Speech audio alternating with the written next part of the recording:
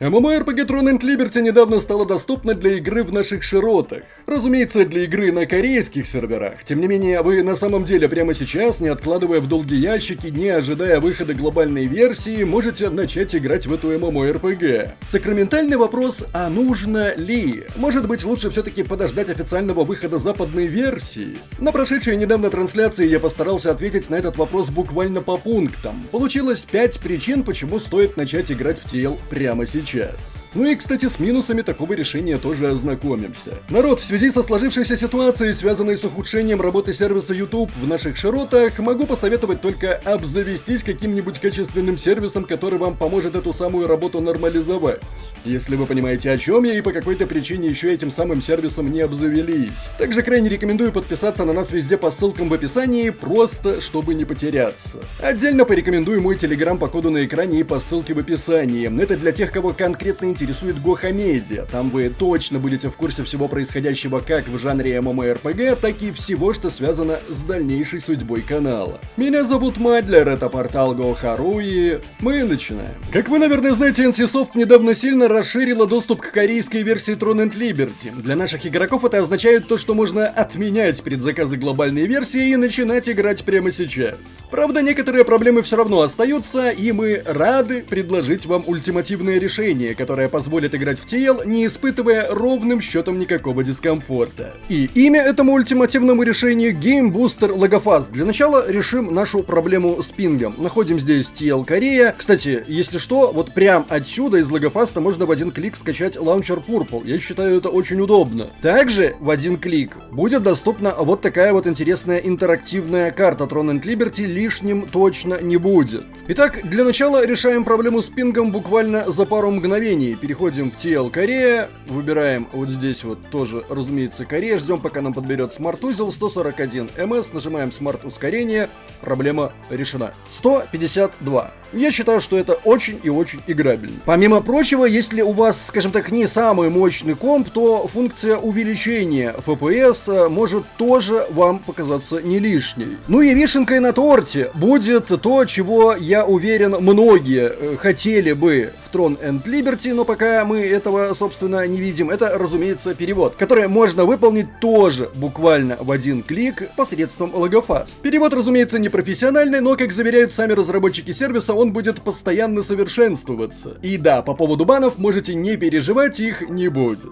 Что же касается непосредственно самого сервиса Logofast, то вообще ни разу не стыдное решение, сам пользуюсь, и, что характерно, пригодится как для игры на Корее, так и во время глобального релиза Throne and Liberty, если вы понимаете, о чем я. По ссылке в описании можно ознакомиться с бесплатной пробной версией, но я бы рекомендовал все-таки, наверное, оплатить тариф по системе быстрых платежей без всяких проблем из наших широт, потому что некоторый функционал будет доступен только за денежку. Не, ну, а как вы хотели. Так что еще раз, переходите по ссылке в описании, скачивайте, пробуйте, пользуйтесь и ни в чем себе не отказывайте в Throne and Liberty с геймбустером Logofast. Предлагаю поговорить по поводу Throne and Liberty. Как мы все прекрасно уже знаем, недавно состоялось прям великолепнейшее событие. Никто не ожидал, что это произойдет, но тем не менее это произошло. Ну, мы знали, что от NCSoft в принципе можно ожидать каких бы то ни было новостей, потому что понятно, что вот есть регион, за который отвечает Amazon Games, а есть регион, за который отвечает NCSoft. И вот было непонятно, что конкретно, какой это конкретный регион. Оказалось, что регион вполне себе большой, кроме Российской Федерации еще 19 регионов. И это первая хорошая новость. То есть первая хорошая новость заключается в том, что если и будет локализация Throne and Liberty, то локализацией в наших широтах будет заниматься именно NCSoft. Это новость хорошая. И вторая хорошая новость заключается в том, что уже прямо сейчас можно зарегистрировать русский аккаунт, привязать его к мобильному номеру телефона и спокойно идти играть в Throne and Liberty. В корейскую версию Throne and Liberty, где сейчас стартовали два, там есть фреш-старт сервера с просто супер ускоренной прокачкой, можно нехило бустануть себе персонажа. При этом, разумеется, есть проблемы с пингом, потому что все-таки это Корея, и никто вот эти пинги не отменял, но понятно, что те же самые пинги вполне себе лечатся, хоть себе тем же самым Logofast'ом. Все это подавалось под таким ключом, вот таким соусом, что NCSoft расширяет зону обслуживания MMORPG Throne and Liberty. Разумеется, никто не говорил ни о каких там русских версиях и прочих по списку версиях, потому что список, как я говорил, достаточно обширный. Этой информации нет. Сейчас есть лишь возможность пойти и поиграть на Корее. И это именно то, что я рекомендовал бы вам сделать. Во-первых, ознакомиться с игрой. А во-вторых, прокачать себе персонажа. И 21 августа перенести его совершенно бесплатно на какой-нибудь из предложенных серваков. Можно, разумеется, подождать и до 21 августа, когда ситуация утрясется, потому что, может быть, уже в это время будет понятно, будет какая-то ясность относительно того, будет какой-нибудь сервак с нормальным пингом для наших широт, или несколько серваков, или не будет. Я во все это дело поиграл. Разумеется, я играю еще, собственно, с того момента, как Корея стартанула, с перерывами. Но вот прямо сейчас я играю, уже прокачал себе персонажа, взял кап, это прям вообще супер изи. Уже одел его плюс-минус адекватно. Сейчас буду себе, скажем так, выдорачивать гир. Я для себя вот тут вот даже выделил несколько моментов, то есть конкретно почему стоит пойти играть на корейскую версию и отменить к чертовой матери предзаказ глобальной версии, которая, как мне кажется, совершенно не пригодится. Итак, 5 причин, почему стоит начать играть на Корее прямо сейчас. В Throne and Liberty, разумеется. Первое. Собственно, потому что можно начать прямо сейчас.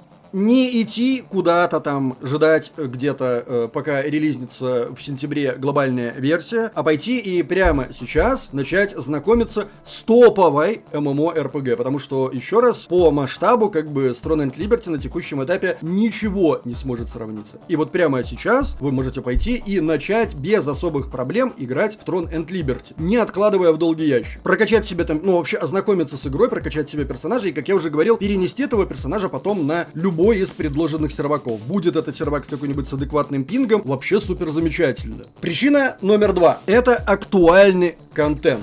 То есть, вы понимаете, получать контент сразу же. Все равно изначально корейцы, конечно, планировали, что этого временного лага не будет, то есть они думали, что мы выпустим сейчас глобальную версию Throne and Liberty, и все будут довольны и счастливы, но это, разумеется, не так, то есть, и было наивно на это рассчитывать, не знаю, почему они так делали. Суть в том, что, все равно глобальная версия и вот эта вот корейская версия, они будут отличаться минимально внутренним содержимым, но в то же самое время и накатываться обновления все равно на глобальную версию будут позже. И так как издателем у нас выступает конкретно NCSoft, мы, вероятнее всего, будем получать, мы вообще сейчас мы получаем версию ту, которую получают корейцы, то есть совершенно без задержек. Но мне кажется, что даже если они там запустят какие-то отдельные серваки с адекватным пингом для нас, это все равно мало чем будет отличаться от корейской версии по поставляемому контенту. То есть фактически может быть там день в день. Причина номер 3, почему я, собственно, рекомендую возвращать вот эти вот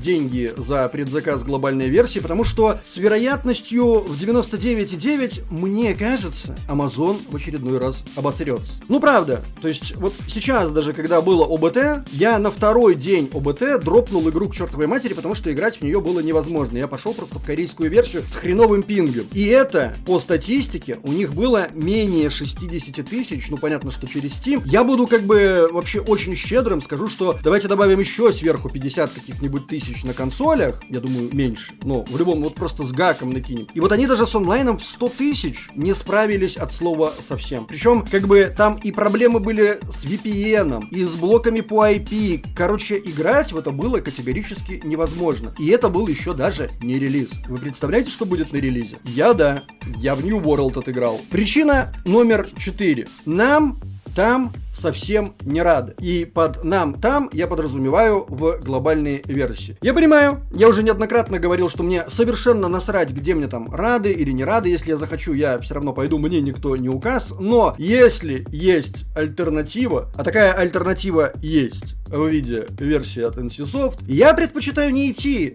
в те места, где меня, настолько откровенно не хотят видеть. Я пойду там, где мне рады. И я понимаю, что радость корейцев, вот именно NCSoft, пока еще еще не до конца раскрылась, но я готов как бы пощупать этот потенциал. Вместо того, чтобы тратить свое время в глобале, где, еще раз, я уверен, что Amazon в очередной раз покажет себя с лучшей стороны. И, наконец, причина номер 5. Это возможность, причем не иллюзорная возможность имха, появления так называемого RU-сервера или RU-серверов. То бишь, сервера с адекватным пингом, где нам будет нормально и комфортно играть. Уж чего-чего не случится, так это точно такого не случится с Amazon Games. А вот с NCSoft это вполне себе вероятно, потому что, как я уже неоднократно говорил, все равно им что-то с этой аудиторией, которую они привлекли, делать нужно будет. Нужно будет как-то эту аудиторию удержать. И понятно, что ты не удержишь аудиторию пингом в 200 плюс. Надо будет этот вопрос как-то решать. И я уверен, они его решат.